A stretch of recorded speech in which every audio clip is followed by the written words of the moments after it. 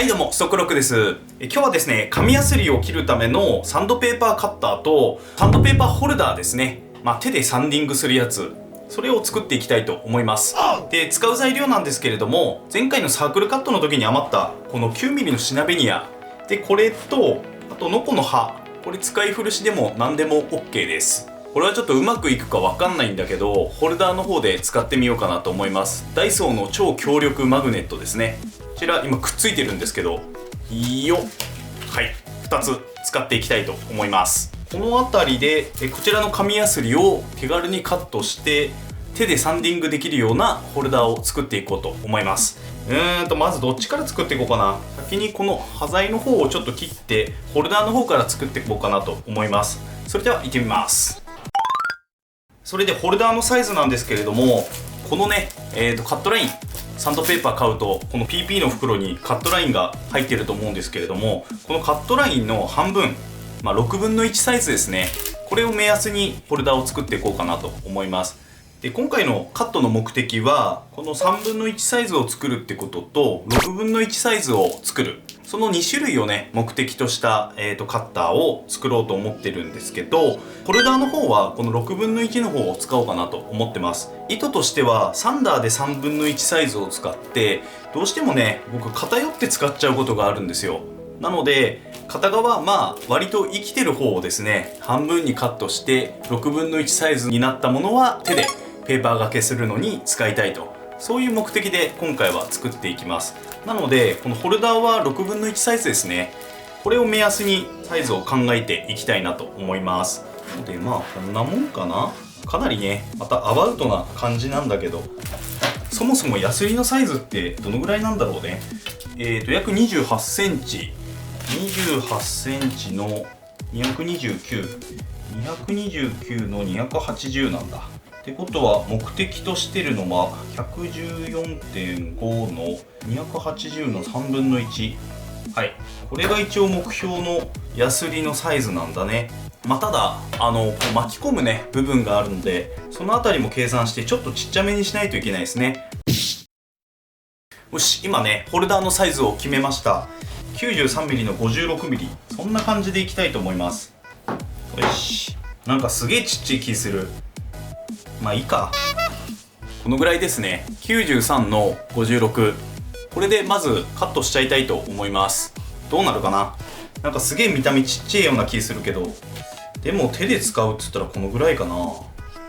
なんかなんとも言えないけど、やってみるか。はい、また行き当たりばったりでやってみます。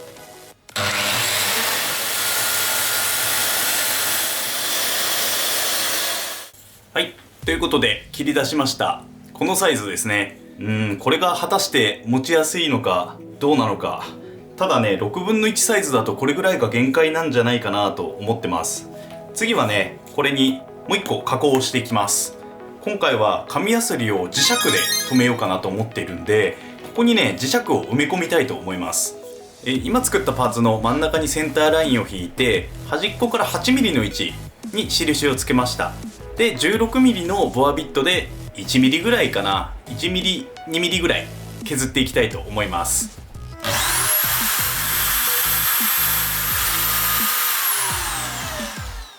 磁石がねすっきり収まればいいんですけど、ぴったりかな。よし、じゃあ次逆側。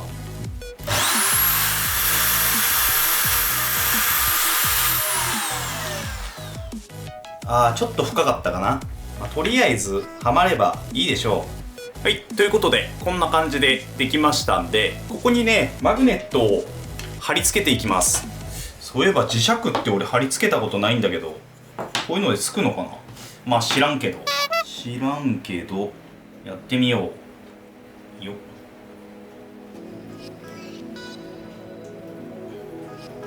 よし、じゃあここでちょっと実験してみます。このいらないね紙やすり半分ぐらいに切って、紙やすりってさ別にカッター作らなくてもこうやって切れんだよね、手で。両面テープついてるから失敗したけど、だからカッターはいるのかっていう議論もあると思うんだけど、分厚くなってくるとカッターあった方がね切りやすいっていうのもあるんで、こうじゃないときついかな。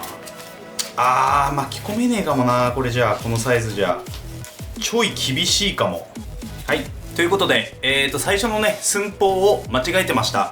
本当はねもう1枚材を作ってこいつを挟めたかったんですよね。こう巻き込んだ状態で磁石で留めたかったんだけど、微妙に足りないんですよ。上に乗っかる材料は作ろうと思ってたんで、それにね磁石を取り付けて、その材と材を挟む力でなんとか固定できないかなと今考えてるんですけど、やってみないと分かんないんで、まずはやってみたいと思います。実験ですね。ダメだったら切り直そうかなと思います。でこのマグネットで留める作戦なんですけど、かなり有効ですね。それは分かった。これもうかなりがっちり固定されるんで、だから最初の作戦通りうまく寸法ができていればいい感じで収まったのになーって思ってるんですけど、これ作り変えるのは楽なもんなんで、なのでまずはこれを生かすことを考えてみたいと思います。ただね、この上ちょっとこう持つことを考えると、もうちょっと分厚い材料を乗っけた方がいいのかなと思ってるんですよね。この間のこのパイン集成材にしようかな。このノブ作ったやつですね。ほらいいサイズだし、これをちょっとカットして乗っかるような形にしてみようかな。それで行ってみたいと思います。こんな感じでこの辺カットしましょうか。よし、はい、行き当たりばったり。じゃあここでカットします。はい、ということでカットしました。次はこのね先ほどのパーツに合わせてちょっと大きめにカットしましたね。大きめにカットしたっていうかそのままなんですけどよし、じゃあこれでセンターラインにまた線を引いて、ここだ。なんかだいぶ寄ってる気するけど、いいか。はい、こんな感じでまた2箇所ね、先ほどカットしたシナベニアの幅に合わせたんですけど、ここからまた 8mm いった場所ですね。でまたここにねフォアビットで穴開けして、また磁石を埋めて、次はこれと挟んでみたいと思います。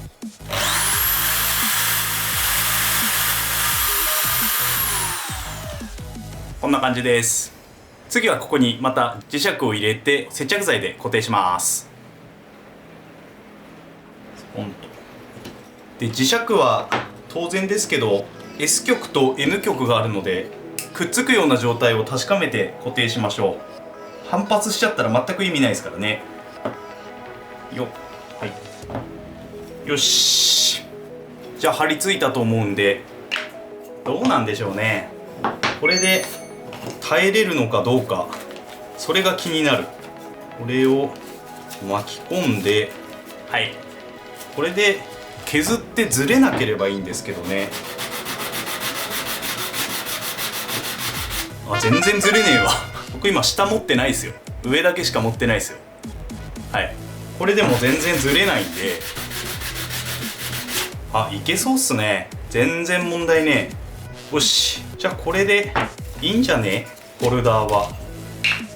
あとはここちょっともうちょっと持ちやすいように角を落としてサンディングします。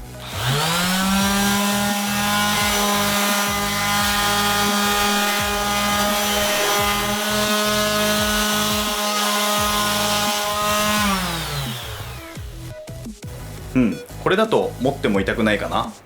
でなんか付け方もねちょっとコツを得ましたね。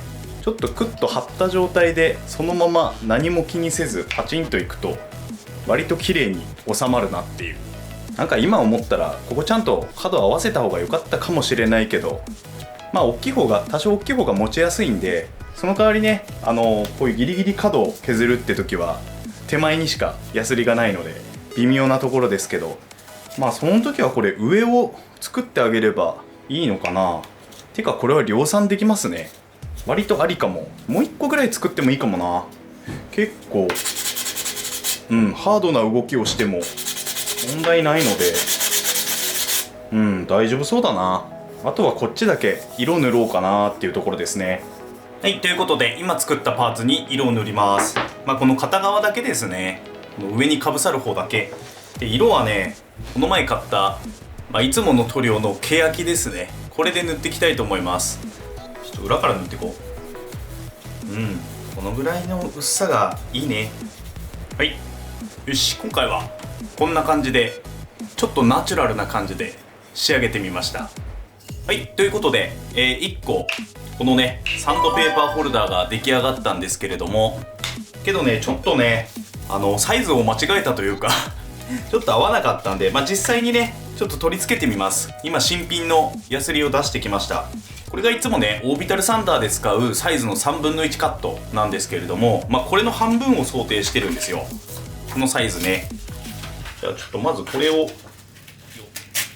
はい、6分の1サイズ、これが実際にサンドペーパーホルダーで使おうと思っているサイズですね。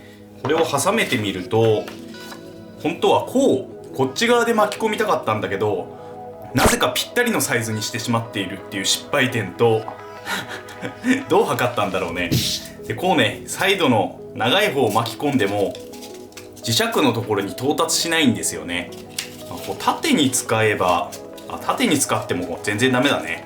こう使うしかないのかなっていうサイズ感になってしまったんで、一応先ほど使ってみた通り全然挟めるし取れるような気配もないんだけど、これ上だけ押さえてねこうやってやっても全然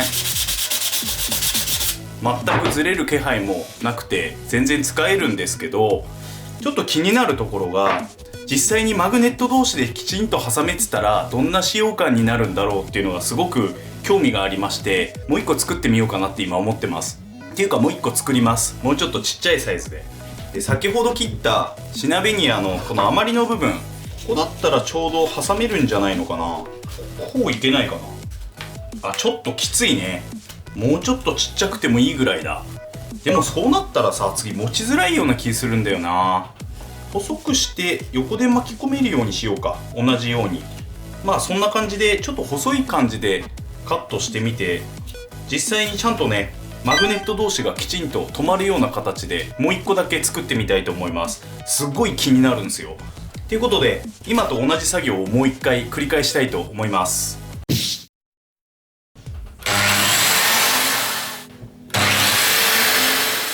はい、ということで今2つカットしました。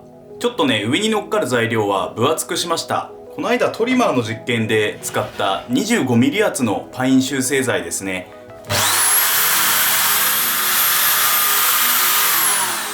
また2つパーツを作りました。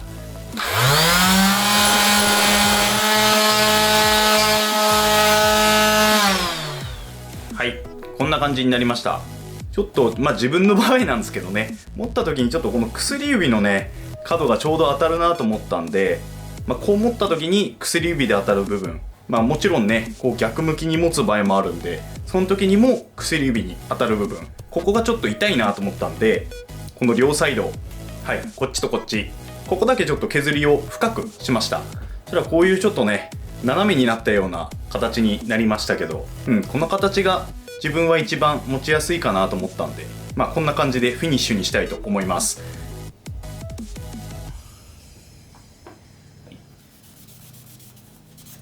はい、ということで2つのホルダーが完成しました。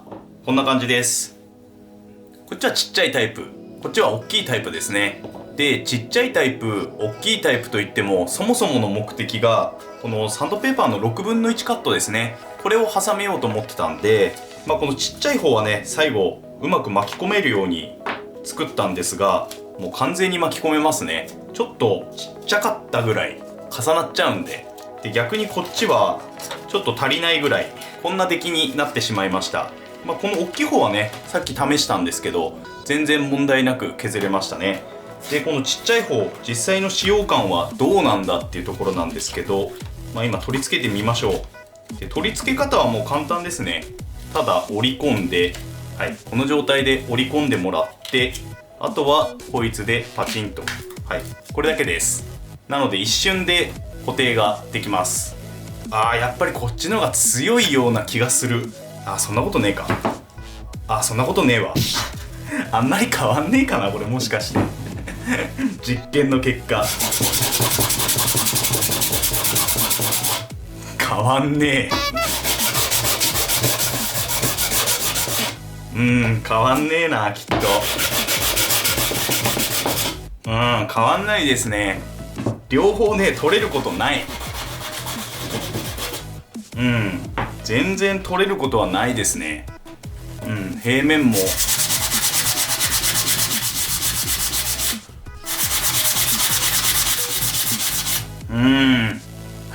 実験の結果が出ました。変わらん変わんねえなこれ。あとはこっちとかはね余ってるんで、この下にゴムパッドとかを貼ってもいいかもしれないですね。とりあえず僕はこのまま使っていこうかなと思います。基本的にはオービタルサンダーで削っているので、本当に細かいところをこれで削るような形になるんですけど、そんなにね活躍する場合もちょこっとしかないので、これぐらいで十分かなと思います。で意外とね持ちやすいですね。これ最後角を削ってよかったですね。薬指が痛くないのでいい感じ。でもやっぱり大きい方がガシッと掴みやすいってことは確かです。しっかりホールドできるというか、この3本指でホールドできるのでガシッと。こっちは2本なんですよね。この小指が余っちゃう。この分はこっちの方がなんかガシッとくる、握ってる感はあるんで、こっちの方がいいのかなっていう感じはしますね。ただ6分の1サイズで今回使おうと思ってたんで、このサイズはほんと限界ですね。巻き込みの部分があるんで、これ以上は無理かなっていう感じです。で次はカッターの方を作っていこうかなと思ったんですけど、カッターは次の動画で、作りたいと思います。大したそんなに時間かかるものでもないんですけれども、ここで1回切らせていただきます。なので今回はこのペーパーホルダーを作りましたっていうことで、結構ねこのダイソーのマグネットを使いますんで、1個10分ここの辺削ったりして、15分あればできるかなっていう作業量なので、そんな難しいもんじゃないのかなと思います。でこれいいところはですね、こっち側にもう1個マグネットがあった場合なんですけれども、ペタッと壁にくっつけたりできるんで、マグネットの受け、こういう受けがあればこういう風に固定ができますんで、今プラプラしてますけどね幅が合ってないんで、でもこうやって固定ができますんで、収納も結構いいのかなっていう感じはします。はい、ということで今日はサンドペーパーホルダーを2つ作ってみました。使用した材料はねダイソーで買ったマグネットを使いました。1個にね4つずつ結構使っちゃったんですけれども、1個200円ぐらいですか。あと端材があれば作れるのかなと思います。そんなに難しい作業ではないので1個15分ぐらいでできると思いますんで、ぜひ作ってみてください。はい、ということで今日はこんな感じで終わりたいと思います。この動画を見てちょっとでも参考になった、面白かったっていう方はチャンネル登録と高評価よろしくお願いいたします。ではまた次回の動画でお会いいたしましょう。またね。